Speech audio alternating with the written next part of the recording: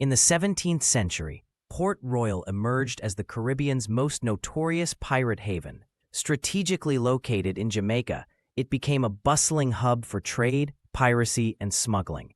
Known as the wickedest city on earth, it attracted pirates like Henry Morgan, who used it as a base for their raids. The city's wealth grew rapidly, with treasures from Spanish galleons flooding its markets.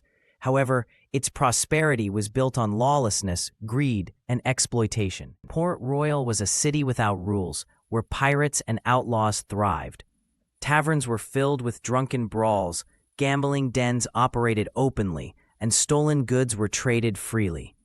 The wealthy elite lived in luxury, while the poor struggled to survive. Corruption was rampant, and the law turned a blind eye to piracy.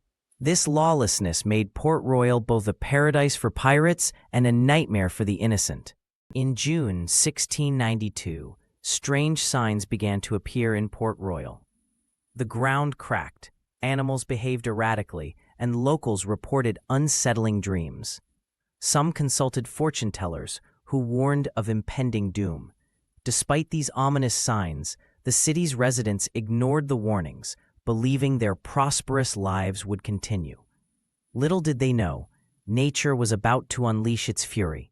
On the eve of the disaster, Port Royal's pirates and merchants gathered for a grand feast. Tables overflowed with food and wine, and treasure was displayed proudly. Laughter and music filled the air as the city celebrated its wealth.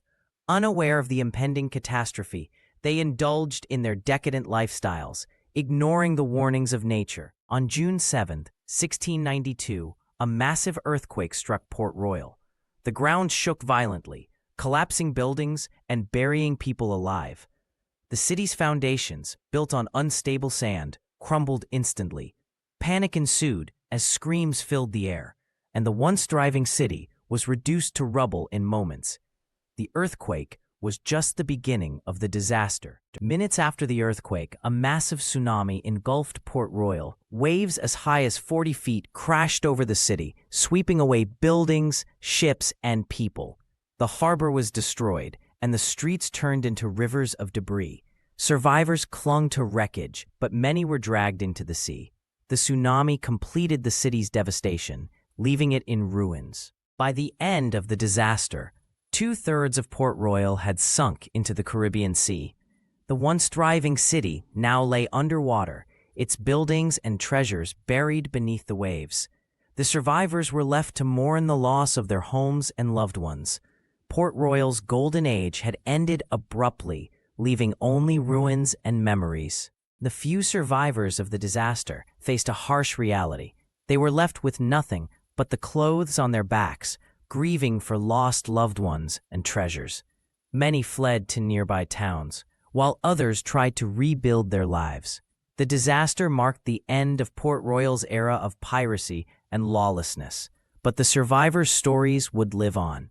The sinking of Port Royal became a cautionary tale among pirates and sailors. Stories of the city's wealth and its sudden destruction spread across the Caribbean.